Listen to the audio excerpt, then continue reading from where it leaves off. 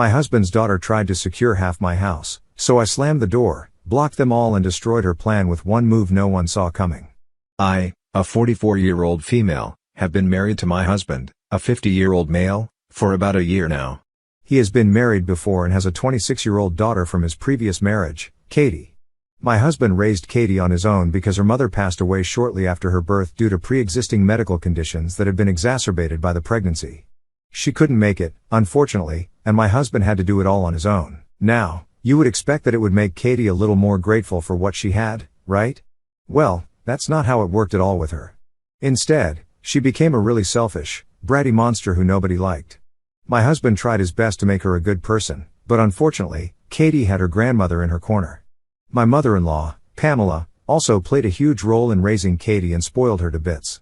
She was the textbook overbearing, coddling grandmother who would do anything for her granddaughter, regardless of whether it was good for her in the long run or not. So, I would honestly say that she was the one responsible for spoiling Katie and making her act like a total brat. Katie knows nothing about life, and yet, for some reason, she thinks she knows everything. I really tried my best to like Katie, but she was the one who made it almost impossible for me to get along with her. You see, she had made it up in her head that her father deserved better than me. So, when he brought me home to meet them all, she was not impressed, and neither was her grandmother. That was almost 3 years ago, and since then, nothing has changed. Sure enough, they could never say anything to my face, but I knew they didn't like me. It doesn't take a genius to figure that out because they pretty much gave it all away with their behavior around me. Lucky for me, I don't really care about whether people like me or not. I tried to be nice to her initially, but when I noticed that my efforts were in vain, I stopped trying to be her friend. I had also tried to be nice to Pamela, but she also made it clear that she was never going to be accepting of me. In her head, her son would always deserve somebody better. And who knows? Maybe my husband can do better. I'm not saying I'm the best, but honestly, even if someone better did come along, they would probably be driven away by Katie and Pamela's psychotic and crazy behavior. Even apart from that, I was the one my husband had decided to be with, and we were in love. The bare minimum they could do was be respectful of that, but even that seems like an impossible task for them. Because about a year ago, when we announced our engagement, Katie and Pamela completely lost their minds and tried their best to break us apart. Of course, they did not succeed, and I highly doubt that they ever will. After we announced our engagement, Katie completely lost it and showed up at our house one day without notice. My husband and I were both at home that day, and she had a complete breakdown. She screamed at her father and said that he had no right to ruin their family like this by marrying someone like me. When I asked her what she meant by someone like me, she went on to elaborate and said that I was a woman of loose morals and character. Apparently, I was just a gold digger, according to her. I don't even know where that was coming from because I was doing just fine financially before I even met my husband, and money was pretty much the last thing I wanted from a partner. I guess she thought that I was poor only because I didn't exactly have a typically high-paying job. For context, I am a self-employed artist, and I work on commission. I am self-taught, and I have been working ever since I graduated from college. I'll admit it was not easy in the beginning, but now I have carved a niche for myself, and I'm doing pretty great. I make a decent amount of money every month, and I would say that I'm comfortable and definitely doing well enough not to depend on a man for money. So, for her to even imply anything of the sort was disgusting and low, and I made it very clear to my husband that I could not remain in touch with her anymore. My husband also agreed that Katie had taken it way too far that day. Disliking me was one thing, but implying that I was a gold digger and that I used to hook up with men to sustain my lifestyle was a horrible thing to say about me. He decided to cut her off that day and also went low contact with Pamela. I would have demanded that he go no contact with her as well, but unfortunately, Pamela is kind of old, and I couldn't in good conscience tell him to cut ties with his elderly mother. So, about a week after our engagement, my husband and I stopped speaking to Katie. He would still continue to visit his mother, but after that point, it was only him who would visit her, and I wouldn't see her because I wanted nothing to do with them. They had already made it very obvious to me that they didn't want me around, so I was just doing my part and staying away from them. Neither of them had been invited to the wedding because we were already not on speaking terms with Katie, and Pamela had said that she would not want to attend the wedding if her granddaughter wasn't invited. So, that settled things, and neither of them attended the wedding. I was okay with it. My husband seemed upset for a little while, but then he seemed to get over it. That was almost a year ago, and about 2 months after our wedding, we heard from a couple of people that Katie had gotten married in secret just a couple of months before we got married. She and her boyfriend from college got hitched in secret and announced it after our wedding. Of course, we had not been invited to the ceremony either, and it was just them and a couple of their close friends who were present there. My husband took it really hard because that was his only daughter who got married without him. She had not even tried to reach out to him, and that's what broke his heart. I felt really bad for him as well because, had I been in his place, I probably would have felt the same way. After the news broke, he even reached out to her to congratulate her, but she never responded to that message. He told me that he was happy for her because he knew that the guy she married would keep her happy. We would only get to know about her and what she was up to from other people. Apparently, they had bought a house together and were quite happy.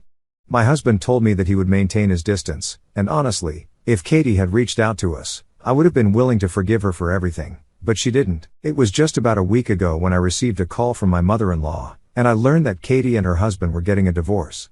That was shocking because it had been just a year since their marriage, and apparently, the divorce had been in the works for the past 3 months or a little more. Now that the waiting period was over, since we live in Colorado, the divorce had been finalized. And unfortunately for Katie, her husband had taken the house. It was fair, honestly, because she was the one who had cheated on him. Apparently, she didn't think that emotional cheating counted as anything, and that had been her entire defense. She had been exchanging messages with a guy from work and had confessed that she had feelings for him, but apparently, she believed that since she had never acted upon it, it shouldn't have been held against her. These are not even my words, this is what she said to us. It was appalling that at her age, she could be that stupid and ruin her own marriage like that. But there was also the fact that she had nowhere to go since her ex had taken over the house, and she had lost a lot of her money in the divorce. She was already a pretty big spendthrift and was not one for saving money. She was very financially irresponsible, so it was no big surprise that getting a divorce and having to handle all her expenses on her own had pretty much driven her to bankruptcy. She told us that she would not be able to afford rent for a couple of months and wanted to save up her money before she moved out. So, she needed us to help her out and let her live with us. This conversation took place a couple of weeks ago, around the time that Pamela had called to inform me of the divorce and had asked my husband and me to come over so we could speak to Katie in person. After the divorce, which she had told nobody about, she had moved out of the house and had been living with Pamela for a couple of days. But the commute from Pamela's house to Katie's workplace was becoming increasingly difficult and time-consuming. Our home, however, was a lot closer, and that's why Katie wanted to fix her relationship with us and move in. That day at Pamela's house, Katie told us that she really was sorry about the way she had behaved. She confessed that she had a bit of an ego problem and couldn't handle the fact that I was my own person and wasn't bending over backward to cater to her needs like she had been used to all her life. Throughout her childhood, Pamela and my husband had made sure that her needs were always met and that she never had to lack anything in her life. They made the impossible possible for her, so she had learned to have really unrealistic and crazy expectations from life in general. After becoming an adult, she realized that's not really how the world works. So now, after her divorce, she had come to realize that not everybody was going to be as forgiving as family, and she had to make her peace with that. She told us that she was already really depressed because, in spite of whatever she did, she really loved her ex, and it was really hard to accept the fact that she had lost him because of her own stupidity. She said that she didn't want to lose her family as well and wanted to do right by us, which is why she wanted us to give her one chance to make everything all right again. We didn't know what to say that day because she had put us on the spot, so I told her that I needed some time to think because of the things that she had said and the way she had behaved with me, which was something I couldn't just move on from so easily. And even now, she was only approaching us because she needed something, not because she was actually sorry, even though she insisted that she meant her apology. Anyway, after some argument, we decided that we would take some time to think about it and then let her know. Until then, she could continue to work from home since she had already spoken to her employer about it. My husband and I were really in a dilemma and had no idea what to do. We had decided that we would at least try to build some sort of a normal relationship before we let her move in with us because that would be a huge deal. So, we kept in touch for a few weeks before we came to a conclusion, and in those few weeks, Katie was on her best behavior, trying to impress me and take back everything she had said. For a couple of days, I really thought that she had started to change. She was being really nice to me, and after a couple of weeks had passed, when she asked me again if I was willing to let her move in with us now, I said yes. I'd already discussed it with my husband, and he was open to the idea anyway. He was just waiting for me to come around. So, when I finally did come around, Katie was thrilled, and she even called me up to let me know that I would not regret this. The next day, she showed up with all her bags and stuff. My husband and I had both taken a day off to welcome her and make sure that everything was all right. But before she had even set foot inside the house, she brought out a few documents and said that we needed to sign the paperwork before she moved in. We were really confused because we didn't think that any legal paperwork was required for an informal arrangement. When we went through the papers, my husband and I realized that she wanted a 50% claim on our property that we had purchased with our own money. This house that we were living in, my husband and I had bought when we first moved in together, and that was almost 2 years ago. Katie had nothing to do with that, and she had absolutely no contribution towards it. So, I couldn't even imagine why she would think that we would simply agree to this. When I returned those papers to her and asked her what she meant by this, she told me very casually that she had her lawyer draw up a little something for her because she just wanted to make sure that she couldn't be kicked out of this house like she had been kicked out of her ex-husband's house. I was speechless when she said that, and my husband took over the conversation and told her that this wouldn't be necessary because this was not going to be a permanent arrangement anyway. So, there was no need for her to involve legal paperwork in this. In fact, she herself claimed that this was not going to be a permanent thing, and she just needed a few months to get back on her feet. So, we needed her to trust us. But Katie, like the true blue idiot that she is, decided to say the worst thing possible. She told my husband that she trusted him implicitly but wasn't very sure about me, and that was really the reason why she believed it was necessary for her to get this in writing. She told us very firmly that she wouldn't be setting foot in our house unless we signed the documents. I was stunned, and before my husband could say anything, I decided that I would put an end to this. I told Katie as sweetly as I could that since she didn't trust me enough to live with me, she could find someplace else to live. Better yet, she could just go back to Pamela and live with her like she had been all these past few weeks. There was no need for her to stay with us. She was right about not being able to trust me. After my little speech, I slammed the door shut in her face. I expected my husband to say something about it, but even he didn't seem to care because he knew that Katie had crossed a line with me, and it was simply unacceptable. So, we went back into the living room while Katie shouted at us from the outside and cried about how I was being unfair to her. But I didn't care about any of it because I was seething, and it took all that I had to not go out and smack some sense into her. After screaming at us for a little while, she left, and it was just me and my husband again. We didn't expect anything to happen that day, but we knew there would be repercussions. We had expected Pamela to be really upset about this, and she was, which she let us know the very next day. She called up my husband and screamed at him for about an hour about how the two of us had insulted Katie and said that we needed to apologize to her and take her back. My husband argued with his mother for about an hour before he finally gave up trying and cut the call himself. He told me that he had blocked both of them, so there was no way they could contact us again. But they found ways. They decided that they were going to make their relatives contact us instead. Now, my husband is not exactly close with his family because they are really weird and dramatic. He just doesn't mix well with them. But for some reason, all of them believe that it was their place to come and talk to him about what had happened with Katie. Everyone's been texting us and saying that I overreacted and that I owe Katie a huge apology. To them, she's just a child who has been a little paranoid, and reasonably so, since she just got kicked out of her house by her ex-husband and can't bring herself to trust people easily again. Apparently, everyone thinks that we need to be more accommodating of her and her feelings instead of vilifying her for it. First of all, I don't even know how people are calling her a child because she is literally 26. I don't think that qualifies as a child in any way, shape, or form whatsoever. But sure, she is the victim here. And more importantly, I think everyone's conveniently forgetting the fact that she had been kicked out of the house because she had been cheating on her husband.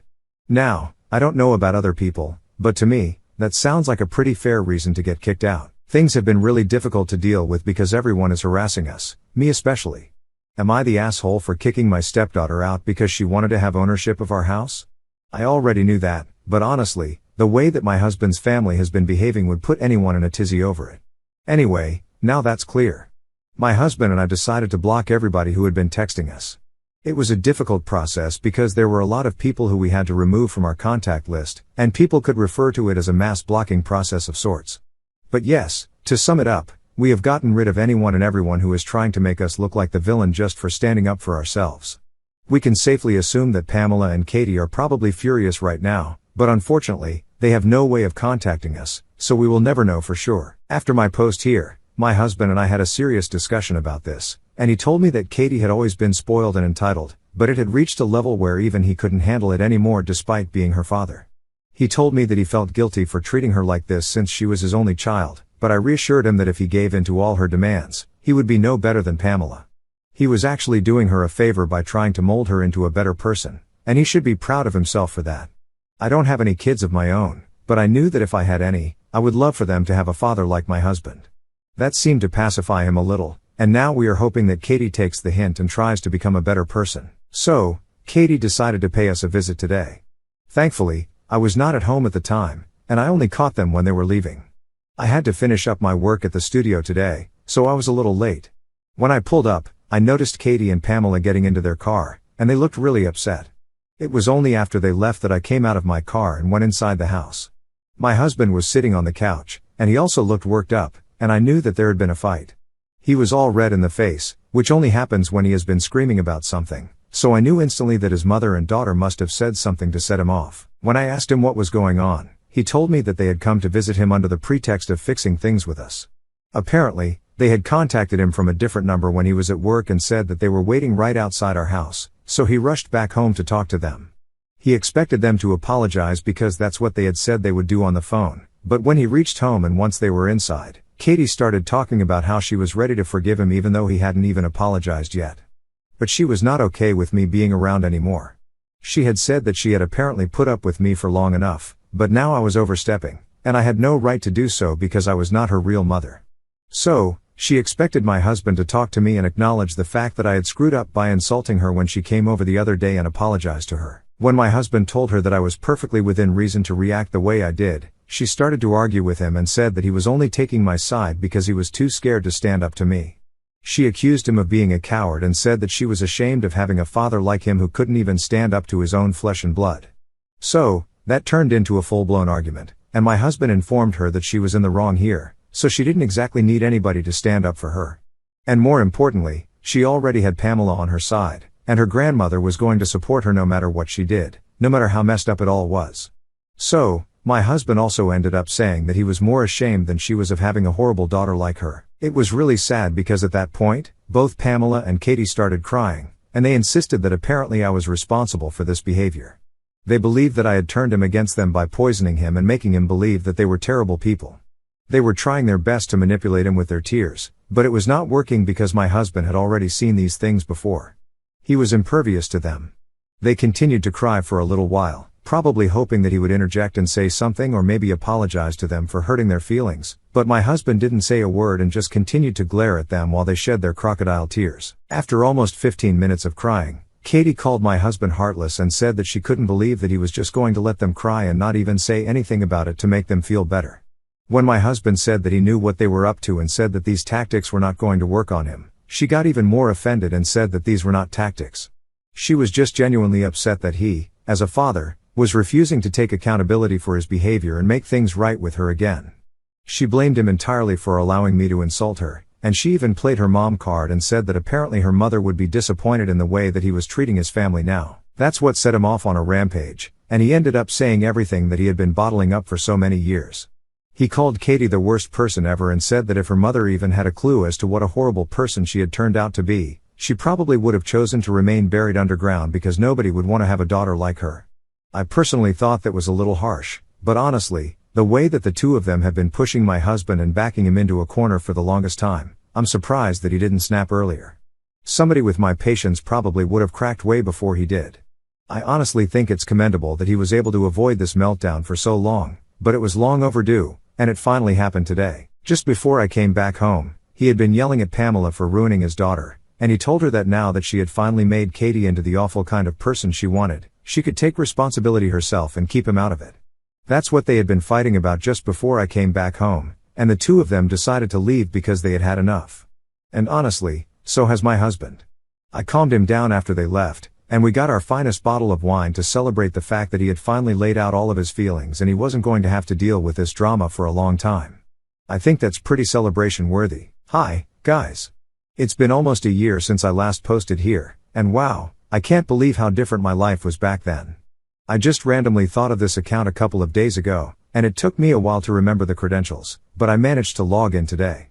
Katie is still living with Pamela from what we know, and thankfully, they are staying far away from us. They did not try to contact us after that huge blow-up with my husband, and I am honestly very grateful for that. My husband and I had a pretty uneventful couple of months after that, but then we decided to adopt a dog. Having kids was out of the question for us, obviously, because I was really never interested in having children, and I think I'm at an age where my body would not be able to support a pregnancy either without endangering me. We did think about fostering a child or a teenager, but I honestly don't think that either of us is emotionally or mentally prepared for that yet. But a dog? Yeah, that was perfect. Now, I know that we shouldn't compare kids to animals and pets and stuff like that, but honestly, ever since we rescued our 3-year-old golden retriever from the pound, life has changed for us. His name is Bob because we thought it was a funny name. He has brought us a lot of joy, and we are really grateful that he chose us as his parents. We post about him all the time, and the funniest thing is that a couple of days ago, a friend of mine told me that he follows Katie, and she had tweeted something about being replaced and stuff. Even though we can't prove it because she never mentioned a dog or anything, we were pretty sure that she was talking about Bob. To think that she was jealous of a dog was a hilarious thought, and I could barely stop laughing when I first heard about it. The saddest thing is that I think my husband probably would have forgiven her if she had just had the decency to apologize. I mean, of course, she is his only kid, and I know that it can't be easy for him to live life apart from his only daughter, but he has to do it, and I honestly think that it's Katie's fault. I just wish that she had apologized and that Pamela had actually forced her granddaughter to be a good person for once. But whatever. My husband and I are happy, and we spend our days with Bob. Life is good.